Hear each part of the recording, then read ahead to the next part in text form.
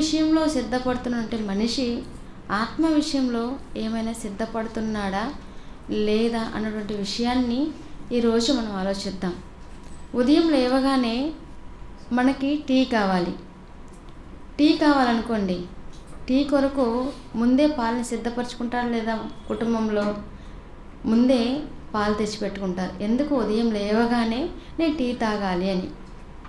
అలాగే టీ తర్వాత టిఫిన్ కావాలి. టిఫిన్కి ముందు అంటే మనం ప్లేట్ దగ్గరికి వెళ్ళగానే టిఫిన్ రెడీగా ఉందనుకుంటారా? లేదంటే రేపు తినబోయే టిఫిన్కి ముందు రోజే పిండి సిద్ధం చేసుకుంటారా? రేపు ఉదయకాల టిఫిన్కి ముందు రోజే బియ్యం నానబెట్టుకొని పిండి సిద్ధపరచుకుంటారు. అంటే మనిషి తినడానికి త్రాగడానికి సంబంధించిన విషయాలలో ముందుగానే సిద్ధపడుతున్నారు, ముందుగానే సిద్ధపరచుకొని తినడానికి కూర్చుంటున్నారు. ఇక ప్రయాణం గురించి ఆలోచించామనుకోండి, మనకి జనవరిలో సెమినార్కి ఒకరోజు ప్రయాణం. ఆ ప్రయాణానికి ఎన్ని నెలలకు ముందు సిద్ధపడ్డాం? మనం అందరము 3 నెలలకు ముందే సిద్ధపడ్డాం. ట్రైన్లో టికెట్లు కావాలి. ఆ టికెట్లు దొరకకపోతే మన ప్రయాణం కష్టం అయిపోతుంది. కనుక సుఖవంతమైన ప్రయాణం చేయాలంటే, మనకి ఎలాంటి ఇబ్బందులు లేకుండా ప్రయాణం చేయాలంటే టికెట్లు బుక్ చేసుకోవాలని రిజర్వేషన్ చేయించుకున్నాం. అంటే ప్రయాణ విషయంలో ఆలోచిస్తున్నాడు మనిషి, తినే విషయంలో ఆలోచిస్తున్నాడు, సిద్ధపాటు కలిగి ఉంటున్నాడు. ఇక పిల్లల విషయానికి వచ్చేసామనుకోండి, ఇదిగోరా నువ్వు ఇప్పుడు 10th క్లాస్ చదువుతున్నావు కదా, 10th అయిపోగానే ఏం చదువుతావు, దేని కొరకు సిద్ధపడ్డావు అని చదువుతున్నటువంటి వాళ్ళని అడిగితే వాళ్ళు ఇదిగో నేను ఇంజనీర్ అవ్వాలనో లేదంటే నేను డాక్టర్ని అవ్వాలనో ఇలా వాళ్ళ కలలను సహకారం చేసుకోవాలని ఇదిగో నేను పలానా దానికి నేను సిద్ధపడి ఉన్నాను అంటారు. ఇక యవనస్తులను అడిగామనుకోండి, ఇదిగోండి మరి యవనంలో ఉన్నారు కదా, యవనంలో ఉన్నటువంటి మీరు పెళ్ళి కొరకు సిద్ధపడుతున్నారు కదా, మీకు ఎలాంటి అమ్మాయి కావాలి లేదంటే ఎలాంటి అబ్బాయి కావాలి అని మనం అడిగామనుకోండి, అప్పుడు వాళ్ళు చెప్పేది ఏంటి? ఇదిగో పలానా అమ్మాయి కొరకు నేను ఎదురు చూస్తున్నాను, సిద్ధపడి ఉన్నాను, అలాంటి వాళ్ళు దొరికితే నేను వివాహం చేసుకుంటాను అని ప్రతి విషయంలోనూ సిద్ధపాటు కలిగి ఉన్నారండి మనిషి. మరి దేవుని విషయంలో, ఆత్మ విషయంలో ఏమైనా సిద్ధపాటు కలిగి ఉన్నారా అని మనం ఆలోచన చేయగలిగితే, ఒకనాడు ఇశ్రాయేలీలు దేని విషయమై సిద్ధపాటు కలిగి ఉన్నారో చూసుకొని ముందుకెళ్దాం. ఇర్మియా గ్రంథము 6వ అధ్యాయము 10వ వచనము. ఇర్మియా గ్రంథము 6వ అధ్యాయము 10వ వచనంలో మనం చూడగలిగితే, విందురని నేను ఎవరితో మాట్లాడేదను, ఎవరికి సాక్ష్యం ఇచ్చేదను, వారు వినుటకు తమ మనస్సును సిద్ధపరచుకున్నారు కనుక వినలేకపోయారు. తండ్రి బాధపడుతున్నారండి. ఇశ్రాయేల్ వారిని చూసి తండ్రి బాధపడిపోతున్నారు. విందురని నేను ఎవరితో మాట్లాడదును. ఇదిగో నేను మాట్లాడితే ఎవరు వింటున్నారు, నేను మాట్లాడితే ఎవరు వినడం లేదు, ఎవరి పాటికి వాళ్ళు ఆడుకుంటున్నారు, పెన్నులు తగ్గించుకుంటున్నారు, పేపర్లను చించుకుంటున్నారు, స్నాక్స్ తినే వాళ్ళు స్నాక్స్ తింటున్నారు. ఇలా మెసేజ్ చెప్పేటప్పుడు ఎవరి పనిలో వాళ్ళు ఉంటున్నారనమాట. ఇది ఈరోజు మనం చూస్తున్నామైతే, ఆ రోజు ఇశ్రాయేలు గురించి దేవుడు చెబుతూ, ఇదిగో నేను చెబుతున్నటువంటి మాటలు వింటారు, నా పిల్లలు వింటారని నేను ఎవరి కొరకు నేను చెప్పాలి అని ఆలోచిస్తే ఆయన బాధపడిపోతున్నారండి. విందురని నేను ఎవరితో మాట్లాడదును, ఎవరికి సాక్ష్యం ఇచ్చేదను, వారు వినుటకు తమ మనస్సును సిద్ధపరచుకొనరు కనుక వారు వినలేకపోయిరి. వినడానికి కూడా తమ మనసుని ఏం చేసుకోవాలంట? సిద్ధపరచుకోవాలి. ఇదిగో ఈరోజు ఆరాధన కదా, ఆరాధన మరి జయశాల్ గారు ఎన్ని గంటలకు వచ్చి కూర్చుంటారండి ఆరాధనలో? కరెక్ట్గా 10 అంటే 10 గంటలకి స్టార్ట్ చేసేస్తారు. ఏముందలే, మొదటి మెసేజ్ అంతా మనం లైవ్ చూసుకోవచ్చు, సెకండ్ మెసేజ్కి మనం వెళ్ళొచ్చు. అంటే పెద్ద అయిన పాటలు పాడిస్తున్నప్పుడు ప్రార్థన చేపిస్తున్నప్పుడు మనం ఇది వింటూ కూడా మనం వెళ్ళొచ్చు ఆరాధనకి అని మనం సిద్ధపడిపోతుంటాం.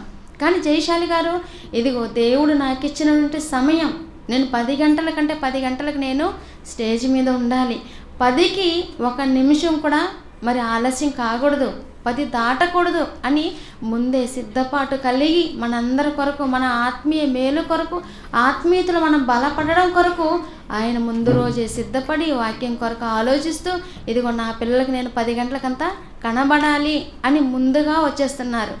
మరి ఆయన 10 గంటలకు వస్తున్నప్పుడు మనం అందరం 10 గంటలకు రాగలుగుతున్నామా? లేదండి.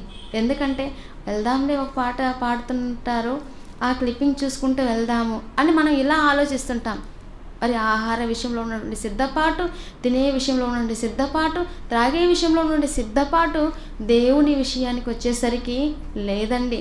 అందుకే దేవుడు ఇక్కడ ఇదిగో వింటారు అని నేను ఎవరికి నేను చెప్పాలి అని ఆలోచిస్తూ ఆయన చెబుతూ, ఇదిగో వారు వినుటకు తమ మనస్సును సిద్ధపరచుకున్నారు కనుక వినలేకపోయారు. ఇదిగో వారు యెహోవా వాక్యమందు సంతోషం లేని వారై దానిని తృణీకరింతురు. దేవుని మాటల్ని తృణీకరించేశారంట. దేవుని మాటలే మాకు వద్దు అంటున్నారంట. అంటే సిద్ధ మనసు కలిగి ఉండలేదంట ఆ రోజు ఇశ్రాయేలు. మరి ఈరోజు క్రైస్తవులుగా పిలువబడుతున్న మనము సిద్ధపాటు కలిగి ఉన్నామా? క్రైస్తవులుగా ఉన్నంటే మనము ఇదిగో దేవుని వాక్యం వినడానికి, రేపు నేను 10 గంటలకి ఆరాధనకి వెళ్ళాలి, నేను ముందే అన్నీ సిద్ధపరచుకోవాలి, 10 గంటలకంతా నేను దేవుని మందిరంలో కనబడాలి అని ఇలా ఆలోచించగలుగుతున్నారంటే ఎవరు కూడా ఆలోచించడం లేదండి. మరి జయశాలి గారు 10 గంటల తర్వాత ఒక 5 నిమిషాలు 10 నిమిషాలు ఆలస్యంగా వచ్చారనుకోండి, ఎలా ఉంటుంది మన మనసంతా? ఏమైనా ప్రశాంతంగా ఉంటుందా? ఉండదు. ఎందుకు? ఇదిగో 10 గంటలకు కనబడాల్సిన జయశాలి గారు 10 అవుతున్నా రాలేదు. మరి జయశాలి గారికి ఆరోగ్యం బాగుందో లేదో, అనారోగ్యంతో ఉన్నారేమో, లేదంటే ఏమైందో ఏమో అని కంగారు పడిపోతుంటాం.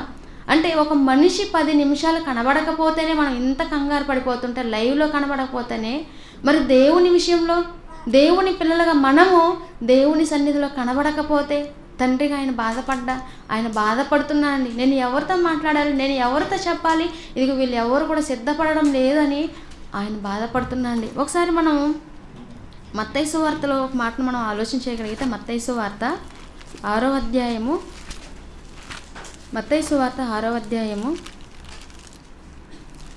24, 25 వచనాలు మనం చూడగలిగితే,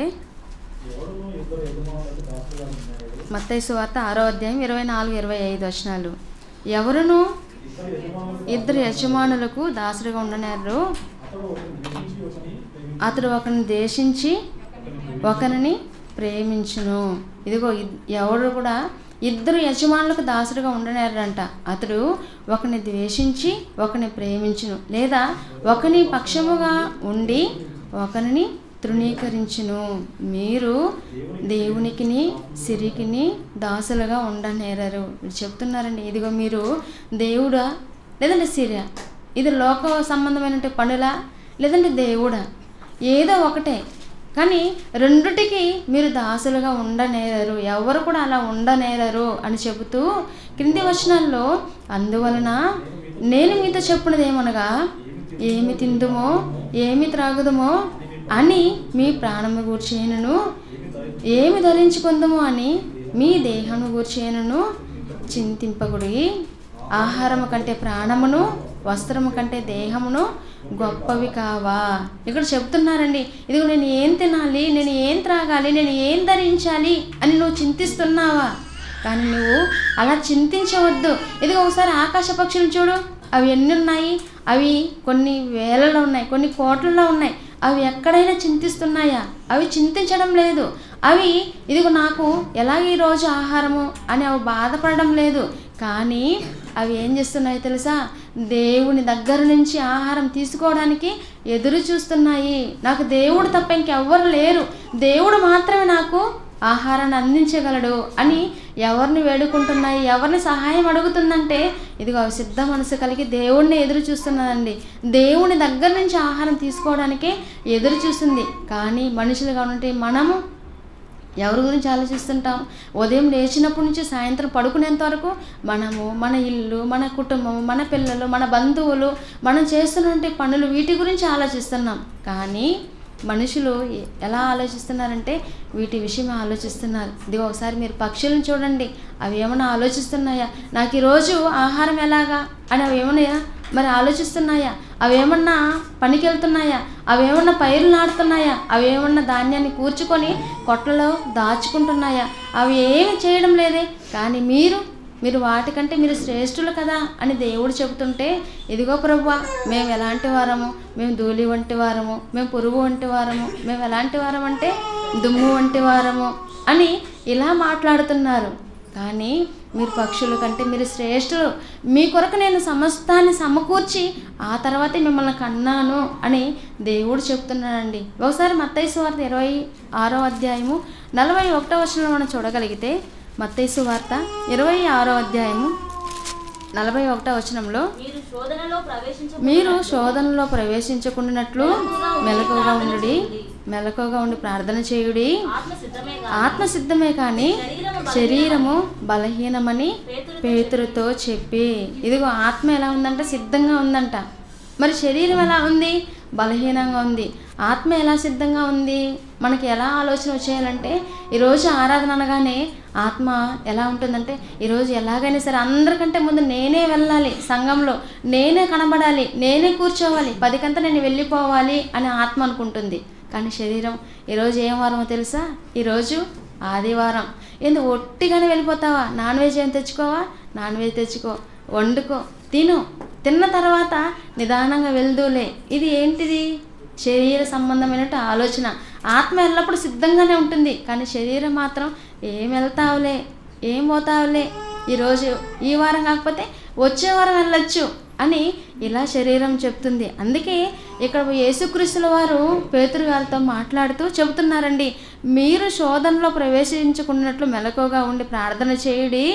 ఆత్మ సిద్ధమే కానీ శరీరము బలహీనమని పేతురు గారితో చెప్పారంటండి. పేతురు గారితో చెప్తున్నారు యేసుక్రీస్తు వారు, ఇదిగో ఆత్మ అయితే సిద్ధంగా ఉంది, కానీ శరీరం ఎలా ఉందంటే బలహీనమైన శరీరము. ఇదే మాటలను మనం మార్కు సువార్తలో కూడా మనం చూడగలిగితే, మార్కు సువార్త 14వ అధ్యాయము 38వ వచనంలో మనం చూడగలిగితే, మీరు శోధనలో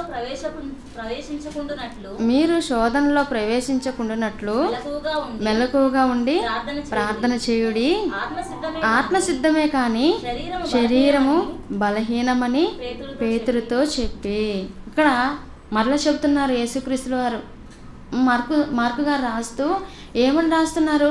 ఇదిగో ఆత్మ అయితే సిద్ధమే, కానీ శరీరం ఎలా ఉందంటే శరీరము బలహీనమైనదిగా ఉంది. శరీరము చెప్పినట్లు మరి ఆత్మ నడుచుకోవాలి.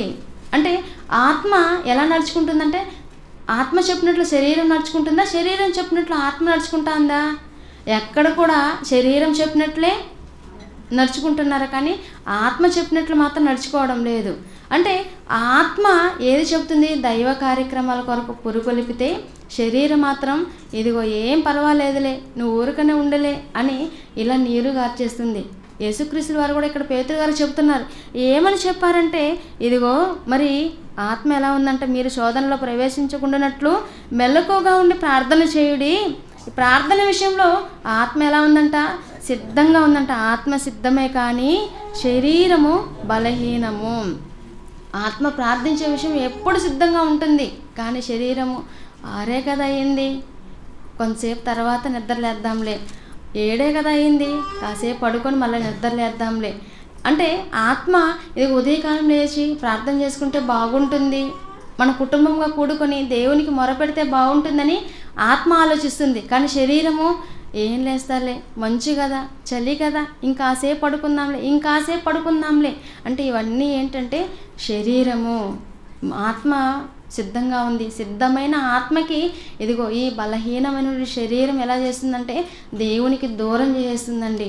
ఒకసారి మరి మత్తయి సువార్తలో ఒక మాట మనం చూడగలిగితే, మత్తయి సువార్త 25వ అధ్యాయంలో ఉంటుంది.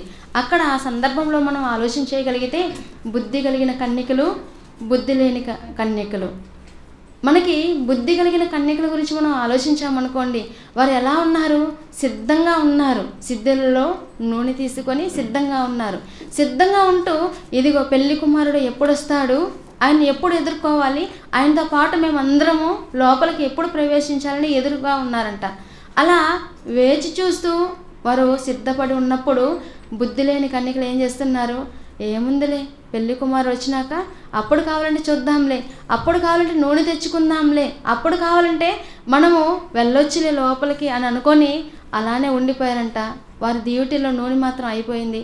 అయిపోయిన తర్వాత ఇదిగో వీళ్ళ దగ్గరికి బుద్ధి కలిగిన వాళ్ళ దగ్గరికి వెళ్ళారు. ఇదిగో మీరు మాకు కొంత నూనె ఇవ్వండి అని అడగగానే వాళ్ళు ఏం చేశారు, ఇదిగో మేము సిద్ధపాటు కలిగి ఉన్నాం, మేము నూనె అయిపోతుందేమో, పెళ్లి కుమారుడి రాకడ ఆలస్యం అయిపోతుందని మేము ఎరిగి మేము ఏం చేసామో తెలుసా, మేము వెళ్ళాము, ఇదిగో నూనె కొనుక్కొని వచ్చుకున్నాము, సిద్ధపాటుగా ఉన్నాము, ఇదిగో పెళ్లి కుమారుడు ఇంకా త్వరగా వచ్చేస్తాడు, ఇది ఇప్పుడు ఈ నూనెను మీకు ఇచ్చేసామనుకోండి మాకు చాలదు, కనుక మీరు వెళ్ళి ఎవరైతే అమ్ముతారో వాళ్ళ దగ్గర కొనుక్కొని అని అన్నప్పుడు వీళ్ళు వెళ్ళే లోపల ఏమైంది, పెళ్లి కుమారుడు వచ్చేసాడు, మరి తలుపులు తెరవబడ్డాయి, లోపలికి అందరూ వెళ్ళిపోయారు, వారితో పాటు బుద్ధి కలిగిన కన్యకలు వెళ్ళిపోయారు. బుద్ధి లేని వాళ్ళు వెళ్ళి నూనె తెచ్చుకునే లోపల ఏమైపోయిందంటే తలుపులు మూయబడ్డాయి. ఇదిగో అయ్యా అయ్యా మరి తలుపులు తెరవండి అని అన్నప్పుడు మీరు ఎవరు నాకు తెలియదు అంటున్నారు. మనం కూడా ఎలా ఉండాలంటే బుద్ధి కలిగిన కన్యకల వలె ఎల్లప్పుడూ సిద్ధపాటు కలిగి ఉండాలి. సిద్ధపాటు కలిగి ఉంటే ఇదిగో దేవుని మాటలు ప్రకటింపబడుతున్నప్పుడు, దేవుని మాటలు చెబుతున్నప్పుడు, దేవుని కార్యక్రమాలు జరుగుతున్నప్పుడు ప్రతి ఒక్కరూ కూడా ప్రతి కార్యక్రమంలో కూడా మనము పాల్గొనగలం. అందుకే ఈ ఉపమానాన్ని యేసుక్రీస్తుల వారు చెప్పడం జరిగిందండి. ఇదిగో బుద్ధి కలిగిన వారు ఎలా ఉన్నారంటే సిద్ధపాటు కలిగి ఉన్నారంట. పాత నిబంధనలో ఒక భక్తుని గురించి మనం ఆలోచన చేయగలిగితే నోవాహు గారి కాలం. నోవాహు గారి కాలంలో నోవాహు గారు ఓడ సిద్ధపరుస్తున్నారు. ఓడని ఎక్కడ సిద్ధపరుస్తున్నారని మనం ఆలోచన చేయగలిగితే ఓడని ఎక్కడ సిద్ధపరుస్తారు, ఎక్కడ నదీ ప్రాంతంలోనో సముద్ర తీరానో అక్కడ ఓడ సిద్ధపరుస్తారు. మరి ఈయన నోవాహు గారు ఊరి మధ్యలో అంటే వాళ్ళు నివసిస్తుంటే ఆ ప్రాంతంలోనే ఓడ సిద్ధపరుస్తున్నారు, సువార్తను ప్రకటిస్తున్నారు. ఇదిగో మరి దేవుని మాటలు తెలియపరచమన్నాడు. జలప్రలయం వస్తుంది, జలప్రలయంలో అందరినీ దేవుడు తుడిచిపెట్టేస్తాడని ప్రకటిస్తున్నప్పటికీ వాళ్ళు ఏం చేశారంటే దేవుని మాటలు ఎవరు కూడా వినలేదండి. వాళ్ళు వినక ఇదిగో ఈయన ఎక్కడ కడుతున్నారు, నేల మీద కడుతున్నారు, ఎక్కడన్నా సముద్ర తీరాన ఓడ కడతారు, కానీ ఈయన ఎక్కడున్నారంటే ఇది ఊరి మధ్యలో ఓడ కడుతున్నారు అని హేళన చేసి నవ్వుకుంటున్నారండి. అలా నవ్వుకున్నప్పటికీ ఇదిగో మీరు నవ్వుకోండి, నాకు దేవుడు ఏదైతే చెప్పాడో దాని కొరకు నేను సిద్ధపడుతున్నాను అని ఒక నోవాహు గారు ఓడను సిద్ధపరిచారండి. మరి ఆ ఓడలో ఎంతమంది పట్టారని మనం ఆలోచన చేయగలిగితే ఈరోజు 84 లక్షల జీవరాశులు భూమి మీద ఉన్నాయి అని మనం చదువుకుంటున్నాం కదా. ఈ 84 లక్షల జీవరాశులు పట్టే అంతగా ఆ ఓడను సిద్ధపరిచారండి. ఆ ఓడలో మరి ఎంతమంది ప్రవేశించారు, జీవరాశులు అయితే వచ్చాయి, కానీ భూమి మీద ఉంటే మనుషులు ఆయన దేవుని గురించి ప్రకటిస్తున్నప్పటికీ వినకుండా ఏం చేశారంటే ఎవరు రాలేకపోయారు. కేవలము నోవాహు గారి భార్య, 2 కుమారులు, 3 కుమారులు, 3 కోడళ్ళు, మొత్తం 8 మంది మాత్రమే అందులోకి ప్రవేశించారు. అంటే దేవుని మాటలు ప్రకటిస్తున్నప్పుడు వారు ఏమైనా సిద్ధ మనసు కలిగి ఉన్నారంటే ఎవరు కూడా సిద్ధ మనసు కలిగి ఉండలేదు. కానీ నోవాహు గారు అయితే సిద్ధపడ్డారు. ఇదిగో దేవుని గురించి నేను తెలుసుకున్నాను, దేవుడు నాకు తెలియపరిచారు, ఇదిగో తెలియపరిచినటువంటి ఈ మాటలను నేనైతే ప్రకటించేశాను, నా పని అయితే అయిపోయింది అని. ఒకవేళ నోవాహు గారు ఆ ఓడ తలుపులు దయతో ఇదిగో ప్రభువా వీరు పాపం మా పక్కింటి వాళ్ళు, వీరు మా ఎదురింటి వాళ్ళు, ఇదిగో మా కోడలు ఉన్నారే వాళ్ళ తల్లిదండ్రులు, వారి యొక్క బంధువులు, వీరందరినీ లోపలికి పంపించండి తండ్రి అని ఒకవేళ తండ్రికి మొరపెట్టుకుంటారేమనుకొని ఓడ లాక్ ఎవరు వేశారంటే దేవుడే లాక్ చేసి లాక్ ఆయన చేతిలో పెట్టుకున్నారు. ఇదిగో నాయన నువ్వు చాలా దయగలివాడు కనుక నీ దయాదాక్షిణ్యంతో నువ్వు విడిచిపెట్టేస్తావేమో, తలుపులు తెరిచేస్తారేమో, వారందరూ లోపలికి ప్రవేశిస్తారేమో. ఎప్పుడు సిద్ధపాటు కలిగి ఉండాలి వాళ్ళు? జలప్రలయం రాకముందే దేవుని మాటలు ప్రకటిస్తున్నప్పుడే అప్పుడే విని సిద్ధపడి ఉండాలి. ఇక వాళ్ళు సిద్ధపడలేదు కనుక ఇక తలుపులు నేను మూసేశానని లాక్ చేసి దేవుని చేతిలో పెట్టుకున్నారండి లాక్ని. ఈరోజు దేవుని మాటలు వింటున్న మనమందరం కూడా ఎలా ఉండాలంటే సిద్ధపాటు కలిగి ఉండాలి. ఒకసారి ఎఫెసీయులకు రాసిన పత్రికలో ఒక మాటను మనం చూడగలిగితే, ఎఫెసీయులకు రాసిన పత్రిక 5వ అధ్యాయము 29వ వచనంలో మనం చూడగలిగితే అపోస్తులైన పౌలు గారు ఎఫెసీ సంఘానికి రాసినటువంటి పత్రిక 5వ అధ్యాయము 29వ వచనాన్ని మనం చూడగలిగితే, తన శరీరమును ద్వేషించిన వాడు ఎవడునూ లేడు, కానీ ప్రతివాడును ప్రతివాడును దాన్ని పోషించి సంరక్షించుకొనును. ఏంటండి? తన శరీరాన్ని ద్వేషించేవాడు ఎవడునూ లేడంట. అంటే తన శరీరాన్ని ఎవరు ద్వేషించరంటే ఎవరు కూడా ద్వేషించరు. ఎలా ఉంటారు? తన శరీరాన్ని ప్రేమించేవారే ఉంటారు. ఉదయం లేవగానే ఇదిగో నేను ఉదయం లేచాను, నేను అద్దం దగ్గరికి వెళ్ళలేదు అన్నటువంటి వాళ్ళు ఎవరైనా ఉన్నారా? ఎవరు ఉండరండి. ఉదయం లేవగానే అద్దం దగ్గరికి వెళ్ళిపోతారు. అంటే తన శరీరాన్ని ప్రేమిస్తున్నారు. అందుకే ఇక్కడ మరి దేవుడు రాయించాడు ఈ మాటల్ని. ఏమని రాయించారు? తన శరీరాన్ని ద్వేషించువాడు ఎవడునూ లేడు. తన శరీరాన్ని కూడా ఎవరు కూడా ద్వేషించరు. ఉదయం లేవగానే అద్దం దగ్గరికి వెళ్ళి ఇదిగో నా ముఖం ఎలా ఉంది, అందంగా ఉందా, లేదంటే అందం ఏమైనా తగ్గిందా, నా కళ్ళు ఎలా ఉన్నాయి, నా ముఖం ఏమైనా వాచిందా, నా పళ్ళు ఎలా ఉన్నాయి, ఇదిగో నా తలలో ఉన్న వెంట్రుకలు ఎలా ఉన్నాయి, ఇవి నల్లగా ఉన్నాయా, ఏమన్నా తెల్లగా మారిందా, ఇప్పుడు తెల్లగా ఉన్న వెంట్రుకలకి ఏం చేయాలి? నేను నలుపు రంగుని వేసుకోవాలి. అందంగా లేని మొహానికి ఏం చేయాలి? నేను అందంగా రూపుదిద్దుకోవాలి. ఇదిగో ఈ పెదాలు ఎలా ఉంది, ఏంటి ఎలా మారిపోయింది మంచికి, ఇప్పుడు ఈ పెదాలకు నేను ఏం రాసుకోవాలి? లిప్స్టిక్ రాసుకోవాలి. అంటే అందంగా కనబడాలి. అంటే ఉదయం లేచినప్పటి నుంచి రాత్రి పడుకునేంత వరకు కూడా ప్రతి ఒక్కరు కూడా దేని గురించి ఆలోచిస్తున్నారంటే శరీరం గురించే. అందుకే తన శరీరాన్ని ద్వేషించువాడు ఎవడనూ లేడు, కానీ ప్రతి వాడును దానిని పోషించి సంరక్షించుకొనును. ఏంటంటే తన శరీరాన్ని పోషించి సంరక్షించుకుంటాడంట, కాపాడుకుంటాడంట తన శరీరాన్ని.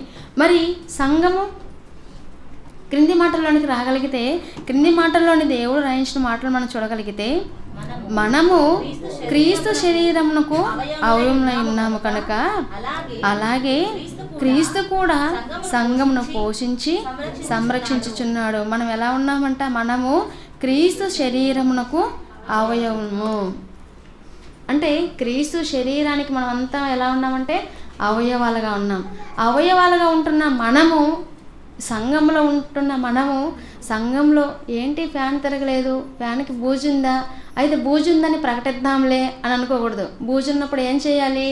మనం ఆ బూజు కనబడినప్పుడు వెళ్ళి తొడవాలి. ఇది కుర్చీ ఇరిగిపోయింది, మరి ఇది ఎలా ఇరిగిపోయింది, ఎవరో ఏం చేశారో అని ఇలా ఆలోచించకూడదు. కుర్చీ ఇరిగిపోయిందా, అయితే ఆ కుర్చీకి బదులు నేను ఏమైనా 2 కుర్చీలు తెచ్చి ఇవ్వగలనా అని ఆలోచించాలి. అంతే కదండి. ఇప్పుడు మన మొహం బాగాలేనప్పుడు మనం అందంగా ఉండాలని అనుకుంటాము. ఇప్పుడు సంఘంలో ఏదైనా బాగాలేదనుకోండి, ఏం చేయాలి?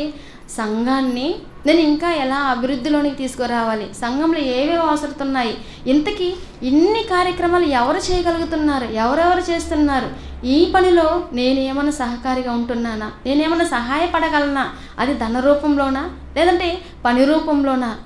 మన మధ్య ఒక తమ్ముడు ఉన్నాడండి, దేవుని కార్యక్రమంలో ఇక్కడ కానివ్వండి, చంద్రగిరిలో కానివ్వండి, ఉపరపల్లి ప్రాంతంలో కానివ్వండి, ఎక్కడైనా సరే తమ్ముడు నీ పని ఉంది అనగానే అది నైటా పగలా ఎప్పుడని చెప్పరు.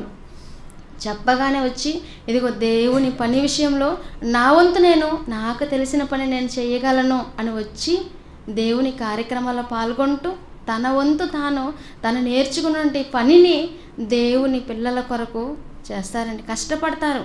అదే అంటే దేవుని పని కొరకు ఆలోచించడం, సంఘం కొరకు ఆలోచించడం. ఇంకా కొంతమంది ఉంటారు, ఇదిగో నాకేమైనా పని ఉందా దేవుని మందిరంలో, నా కొరకు ఏదైనా పని ఉందా అని ఆలోచిస్తుంటారు. అంటే ఎప్పుడు దేవుని పని కొరకు ఆలోచించేవారిగా ఉండాలి. అంటే ఆత్మసిద్ధమే అన్నారు కదా, ఏ విషయంలో ఆత్మసిద్ధము? ఇదిగో భూమి మీద ఉన్నప్పుడే నేను దేవుని కొరకు ఆలోచించి దేవుని పనులు నేను చేస్తే మరణించిన తర్వాత నేను మరో లోకాన్ని నేను సంపాదించుకోగలను అని ఆత్మ కొరకు ఆలోచించేవాళ్ళండి. వాళ్ళు ఎలా ఉంటారంటే ఎల్లప్పుడూ సిద్ధ మనసు కలిగి ఉంటారు. ఇక్కడ మాట్లాడుతూ ఏమని చెబుతున్నారో ఒకసారి మనం చూడగలిగితే, తన శరీరమును ద్వేషించేవాడు ఎవడను లేడు, కానీ ప్రతి వాడును దాన్ని పోషించి సంరక్షించుకొనును. మనమైతే క్రీస్తు శరీరమునకు అవయవంలో ఉన్నాము కనుక అలాగే క్రీస్తు కూడా సంఘమును పోషించి సంరక్షించుతున్నాడు. సంఘాన్ని క్రీస్తు పోషిస్తున్నారంటండి, సంరక్షిస్తున్నారు, కాపాడుతున్నారు. ఈరోజు మనం అందరము క్రీస్తు రక్తంతో, ఆయన విలువ పెట్టి కొనబడినట్టు ఆ రక్తంతో మనం అందరం కూడా ఎలా ఉన్నాము? లోకానికి వేరై దేవునికి దగ్గరయ్యాం. ఒకప్పుడు ఎలా ఉన్నాము? లోకంలో ఉన్నాము. లోకం నుంచి మనల్ని ఎవరు వేరుపరిచారు? క్రీస్తు తన స్వరక్తాన్ని ఇచ్చారు, సంపాదించారు సంఘాన్ని. ఆ సంఘంలో సభ్యులుగా ఉంటున్న మనమందరం కూడా ఇదిగో ఆత్మ విషయంలో ఎల్లప్పుడూ ఆరాట పడుతూ ఉండాలండి. ఎల్లప్పుడూ దేవుని పని కొరకు మనము ఆలోచిస్తూ ఉండాలి. ఒకసారి లూకాసు వార్త 22వ అధ్యాయం 33వ వచనంలో ఒక మాట మనం చూడగలిగితే, లూకాసు వార్త 22వ అధ్యాయము 33వ వచనం మనం చూడగలిగితే, అయితే అతడు, ప్రభువా నీతో కూడా చెరలోనికి మరణమునకును వెళ్ళుటకు సిద్ధముగా ఉన్నానని ఆయనతో అనగా. ఎవరంటున్నారు ఇక్కడ? అతడు అన్నారు. ఆయన అతడు. అయితే అతడు, మరి అతడు ఎవరు? పేతురు గారు అంటండి. పేతురు గారు ఎలా సిద్ధపడ్డారని మనం ఆలోచించగలిగితే, అయితే అతడు, ప్రభువా నీతో కూడా చెరలోనికి మరణమునకును వెళ్ళుటకు సిద్ధముగా ఉన్నానని ఆయనతో అనగా. పేతురు గారు చెప్తున్నారు, ఇదిగో ప్రభువా నేను చనిపోవడానికి కూడా నేను సిద్ధం, జైల్లోనా చెరలోనికి వెళ్ళడానికి కూడా నేను సిద్ధం,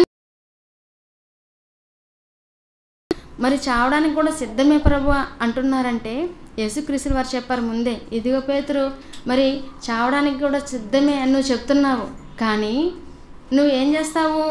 నువ్వు కోడి కూయక మునిపే 3 సార్లు నువ్వు ఆయన ఎవరో నాకు తెలియదు, ఆయన నేను ఎరుగును అని నీవు చెబుతావు అంటున్నారండి. ఇంతకీ పేతురు గారు చెప్పారా లేదా? చెప్పారండి. ఒకసారి మత్తయి సువార్త 26వ అధ్యాయం 33-34 వచనాలు మనం చూడగలిగితే, మత్తయి సువార్త 26వ అధ్యాయము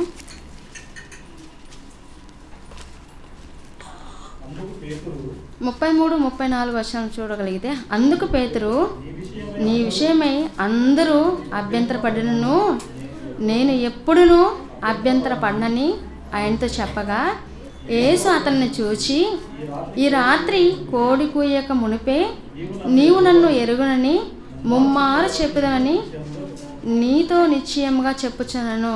పేతురు గారితో చెప్తున్నారండి యేసుక్రీస్తుల వారు, ఇదిగో మరి మరణానికి కూడా నేను సిద్ధమని చెప్తున్నావు కదా, మరి నేను చనిపోవడానికి కూడా నేను సిద్ధమని చెప్తున్నావు కదా. అంటే ఆత్మ ఎలా ఉందంటే పేతురు గారి ఆత్మ, ఇదిగో నేను చావడానికైనా కూడా నేను సిద్ధం, క్రీస్తు కొరకు నేను మరణమైనా కూడా పర్వాలేదు, నేను చెరసాల్లో కూడా నేను వెళ్ళగలను అని ఆత్మ ప్రేరేపిస్తుంది. కానీ నీ శరీరం ఎలా మారిపోతుంది తెలుసా? ఇదిగో మరి యేసుక్రీస్తుల వారు ఎవరో నాకు తెలియదే, ఆయన నేను ఎప్పుడు చూడలేదే అని నువ్వు అనుకుంటావు అని యేసుక్రీస్తు వారు ముందే చెప్పారండి. ఈ మాటలు మరలా మనం చూడగలిగితే, అందుకు పేతురు, నీ విషయం అందరూ అభ్యంతరపడినను నేను ఎప్పుడునూ అభ్యంతరపడనని ఆయనతో చెప్పగా, యేసు అతనిని చూచి, ఈ రాత్రి కోడి కూయక మునిపే నీవు నన్ను ఎరుగనని ముమ్మారు చెప్పదని నీతో నిశ్చయముగా చెప్పుచున్నాను. ఇదిగో కోడి కూయక మునిపే అనేసి ఇక్కడ స్పష్టంగా యేసుక్రీస్తు వారు చెబితే, దీన్ని క్రైస్తవ సమాజంలోనికి ఎలా తీసుకెళ్లారు? 3 సార్లు కోడి కూసింది, 3 సార్లు పేతురు గారు మాట్లాడారు. అంటే పేతురు గారు 3 సార్లు ఇదిగో యేసుక్రీస్తు వారు ఎవరో నాకు తెలియదు అని 3 సార్లు చెప్పారు, 3 సార్లు కోడి కూసింది అని ఇలా చెప్పేస్తున్నారండి. కానీ ఇంతకీ 3 సార్లు కోడి కూయక మునిపే అని చెప్పారా? 3 సార్లు కోడి కూస్తుందని యేసుక్రీస్తు వారు చెప్పారా? 3 సార్లు కోడి కూయక మునిపే 3 సార్లు నువ్వు చెప్తావయ్యా అనేసి అక్కడ చెప్పారండి. ఒకసారి మనం మార్కు సువార్త 14వ అధ్యాయము 72వ వచనంలో మనం చూడగలిగితే, మార్కు సువార్త 14వ అధ్యాయము 72వ వచనం, వెంటనే 2వ మారు కోడి కూసిన కనుక కోడి 2 మార్లు కూయక మునుపు నీవు నన్ను ఎరుగనని ముమ్మారు చెప్పేదవని యేసు తనతో చెప్పిన మాట పేతురు జ్ఞాపకం తెచ్చుకొని తలపోయిచు ఏడ్చెను. ఇదిగోండి పేతురు గారికి గుర్తొచ్చేసింది. ఆ రోజు ఏంటి, నేను చావడానికి కూడా సిద్ధమని చెప్పాను, మరి ఈ రోజు ఏంటి, మరి నేను యేసుక్రీస్తు వారు ఎవరో నాకు తెలియదని చెబుతున్నాను. మరి అలా చెబుతున్నప్పుడు యేసుక్రీస్తు వారు అక్కడ చెప్పారు కదా, ఇదిగో నేను ఎవరో తెలియనని నువ్వు చెప్తావు, అలా నువ్వు 3 సార్లు చెప్తావు, కోడి కూస్తుంది అని ఆ రోజు చెప్పారు కదా అని ఆయన తనంతటికి తానే ఆలోచించుకుంటూ ఏడుస్తున్నారంటండి. వెంటనే 2వ మారు కోడి కూసిన కనుక కోడి 2 మార్లు కూయక మునుపు, ఇక్కడ ఎన్ని మార్లు? 2 మార్లు కోడి కూయక మునిపే, అప్పటికే 3 సార్లు ఆయన ఎవరో నాకు తెలియదని చెప్పేశారంటండి. వెంటనే 2వ మారు కోడి కూసిన కనుక కోడి 2 మార్లు కూయక మునుపు నీవు నన్ను ఎరుగనని ముమ్మారు చెప్పేదని యేసు తనతో చెప్పిన మాటలు పేతురు జ్ఞాపకం చేసుకుని తలపోయిచు ఏడ్చారంటండి. పేతురు గారి ఆత్మేమో సిద్ధంగా ఉంది, కానీ అక్కడ శరీరం అయితే బలహీనమైపోయింది. అంటే బలహీనమైన శరీరంగా మారిపోయింది. పేతురు గారు మరి కోడి కూస్తున్నప్పుడు అప్పుడు గుర్తు చేసుకున్నారు, అవును కదా, నేను ఆ రోజు యేసుక్రీస్తుల వారితో నేను చెప్పాను ఏమని, ఇదిగో నీతో పాటు నేను చావడానికి కూడా నేను సిద్ధం అని అన్నాడు. అంటే ఆత్మ సిద్ధంగా ఉంది, కానీ శరీరం ఎలా మారిపోయిందో తెలుసా? ఈ శరీరం ఏమైపోతుందో, నన్ను తీసుకువెళ్ళి మీరు కొట్టి చంపేస్తారేమో, ఈ శరీరము ఏమైపోతుందనే బాధతో ఈయన ఏం చేశారు, యేసుక్రీస్తు వారు ఎవరు నాకు తెలియదు అంటే బలహీనమైనటువంటి శరీరాన్ని దేవుడు మరి ఎందుకు ఇచ్చినట్లు? ఈ బలహీనమైనటువంటి శరీరంలో మనం ఉంటూ ఆత్మను బలపరుచుకోవాలి. శరీరం బలహీనమైనదే, కానీ ఆత్మ బలము కలిగినది. ఈ ఆత్మకు ఆత్మీయ ఆహారాన్ని మనము తీసుకోవాలి. అలా బలమైన ఆహారాన్ని మనం తీసుకున్నప్పుడు ఆత్మ దినదినము అభివృద్ధి చెందుతుంది. ఆత్మీయతలో మనం ఎదుగుతాము. ఆత్మీయతలో మనం ఎదుగుతున్న కొలది మనం ఏం చేస్తాము, కొద్ది మందిని దేవుని సన్నిధికి నడిపించడానికి ముందుకు వస్తాం. మరి పేతురు గారి కాలంలో, ఇదే పేతురు గారి కాలంలో అననీయ సఫీరాలు ఉంటారు. వాళ్ళు ఎలా ఉంటారు? పేతురు గారు ఏమన్నా అడిగారా, ఇదిగో అమ్మ మీకు పొలం ఉంది కదా, మీకు ఇల్లు ఉంది కదా, అమ్మేసి దేవుని పనికిచ్చాయని అడిగారా? ఆ రోజు అపోస్తులు ఏమని అడిగారా? ప్రారంభ సంఘం ఏమని అడిగిందా? లేదు. కానీ వాళ్ళు ఎలా మారారు? ఆత్మీయతలో, ఆత్మలో వాళ్ళు అనుకున్నారు, ఇదిగో అందరు ఇస్తున్నారు, దేవుని పనికి నేను ఇచ్చేయాలనుకున్నారు. ఇవ్వాలి అని అనుకుని మా కుటుంబం ముందు ఇవ్వాలని అనుకున్నటువంటి వీళ్ళు ఎలా మారిపోయారు? పొలాన్నైతే అమ్మేశారు. అన్నయ్య సఫీరాలు పొలాన్నైతే అమ్మేశారు. అమ్మిన పొలంలో కొంత ఏం చేశారు? ఆ ధనం రాగానే, ధనాన్ని చూడగానే ఇంతకీ దైవ సేవలకు ఇచ్చేయాలా, దేవుని కార్యక్రమానికి ఇచ్చేయాలా? దేవుని కార్యక్రమానికి మొత్తం నేను ఇచ్చేస్తే నా పరిస్థితి ఏంటి? ఫస్ట్ ఏమో ఆత్మీయత గురించి ఆలోచించారు, ఆత్మ గురించి ఆలోచించారు. ఇప్పుడు ఈ ఆత్మీయ ఆహారాన్ని ప్రకటించాలంటే ఏం కావాలి? ధనం కావాలి. అంటే సభలు పెట్టాలన్నా, లేదంటే సెమినార్ జరిగించాలన్నా వీటికి ఏం కావాలి? ధనం కావాలి. ఇలా ధనం కావాలంటే మనకి పొలం ఉంది కదా, అమ్మేద్దాం, ఇదిగో మీరు వెళ్ళి ప్రకటించండి అని అపోస్తలుల పాదాల దగ్గర తెచ్చి పెట్టాలనుకున్నారు. అలా అనుకుని నిశ్చయించుకొని వెళ్ళారు. పేతురు గారు అడుగుతున్నారండి, ఇంతకీ అన్నయ్య నువ్వు పొలాన్ని ఎంతకు అమ్మావు అని అడగగానే, ఇదిగోండి మరి ఇంతకు అమ్మాము, మరి మా జీవితం ఏమైపోవాలి, మా భవిష్యత్తు ఏమైపోవాలి అనేసి కొంత దాచుకున్నాము అని నిజాన్ని చెప్పొచ్చు కదా, చెప్పలేదు. అవును మేము ఇంతకే అమ్మాం.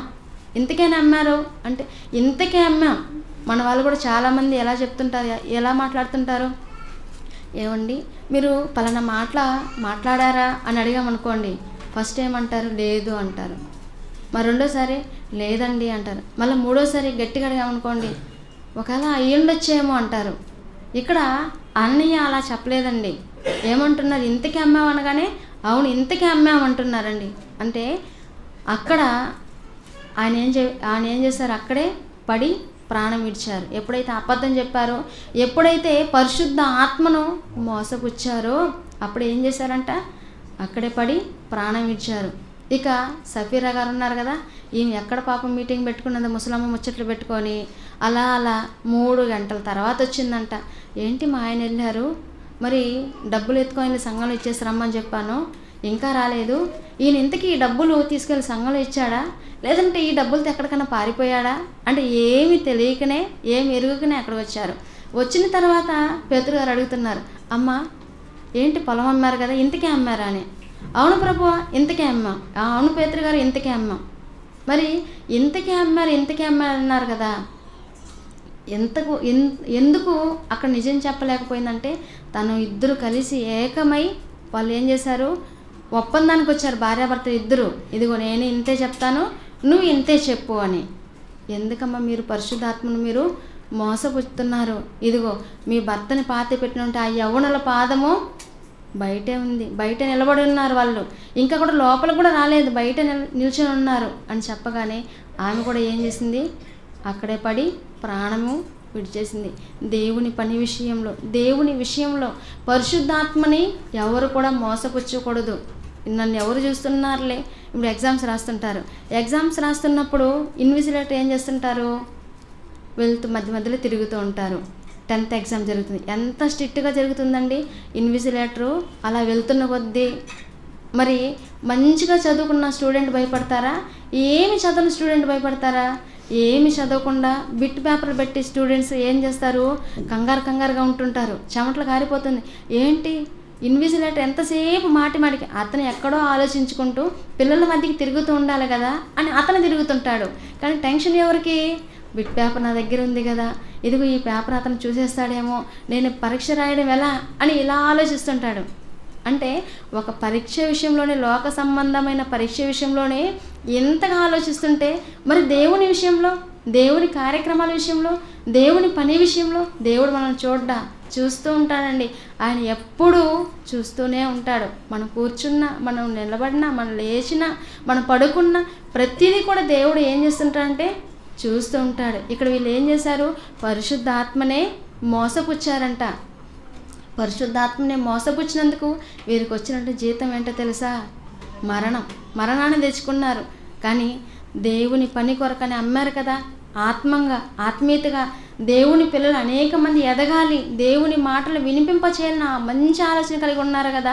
అలా ఆలోచన కలిగినప్పుడు దాన్ని చెప్పేవాళ్ళే చాలామంది ఎన్నో చెబుతుంటారు. ఏంటి మీ కుటుంబమే ఇవ్వాలి దేవుని పనికి, ఏంటి మీరే ముందుండాలా, ఇంకెవ్వరు లేరా, మీరు ఇంతే ఇవ్వాలి అని ఇలాంటి మాటలు కూడా మాట్లాడుతుంటారు. అలా మాట్లాడుతున్నప్పుడు మనం ఎలా ఉండాలి, దేవుని పని కొరకు నేను నా కుటుంబం ముందుండాలి. ఆ తర్వాత మరి మిగిలిన కార్యక్రమాలని మనమే ముందుండాలండి. స్త్రీలుగా మనము ఇచ్చే విషయంలో ముందుకు వచ్చామనుకోండి, ఏ పురుషులైనా వద్దంటారా, ఎవరు వద్దనరు. మొట్టమొదటిగా స్త్రీలుగా మనం ముందుకు వస్తే ఏ పురుషులు వద్దనరు. అదే పురుషులు ముందుకు వచ్చారనుకోండి, ఆపే స్త్రీలు ఎంతోమంది ఉంటారు. ఈరోజు ఆ కార్యక్రమానికి ఇవ్వకపోతే నాకు ఒక చీర వస్తుంది కదా, ఆ కార్యక్రమానికి ఇవ్వకపోతే మనము మన పిల్లలు టూర్ వెళ్తాం కదా, ఆ కార్యక్రమానికి వెళ్ళకపోతే ఇదిగో మా పుట్టింటికి వెళ్ళి రావచ్చు కదా, ఇదిగో ఆ కార్యక్రమానికి ఇవ్వకపోతే ఏదో మరి ఎంజాయ్ చేయొచ్చు కదా, ఇలాంటి ఆలోచనలు. కానీ దేవుని పిల్లలుగా ఉన్నంటే మనము అననీయ సఫీరాల్లాగా ఉండకూడదండి. ఎలా ఉండాలంటే ఆకుల ప్రిస్కిల్లాలా ఉండాలి.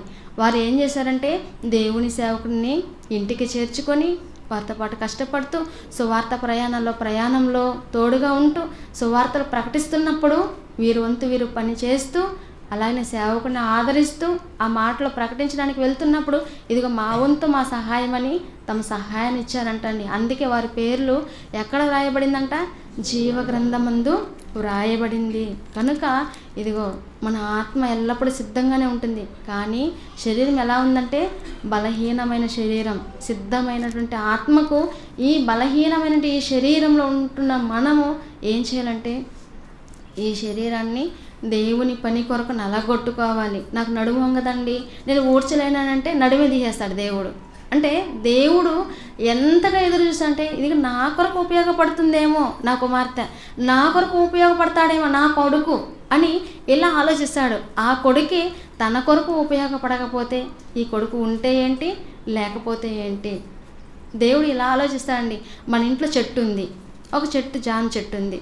జామ చెట్టు ఎన్ని సంవత్సరాలు ఎదురు చూసినా జామకాయ కాయలేదనుకోండి, ఏం చేస్తాం, కాయగాయని చెట్టు మనకెందుకు, నరికేద్దాం, ఆ ప్లేస్లో వేరే చెట్టు నాటుకుందాం. ఫలాలు ఇవ్వని చెట్టు మనకెందుకు, రోజా మొక్క తెచ్చి నాటుకున్నాం. రోజా చెట్టు తెచ్చి నాటుకున్న తర్వాత అందులో పువ్వులు పూయలేదనుకోండి, ఎలా ఉంటుంది మన పరిస్థితి, ఏంటి సంవత్సరం అయింది, 2 ఏళ్ళు అయింది, 3 ఏళ్ళు అయింది, ఈ మొక్క ఇలానే ఉంది, దీనికి ఎన్ని ఎరువులు వేస్తున్నా ఇప్పుడు ఏం చేయాలి, ఇది పెరగలేదు, పూలు పూయలేదు కనుక తీసేయాలని.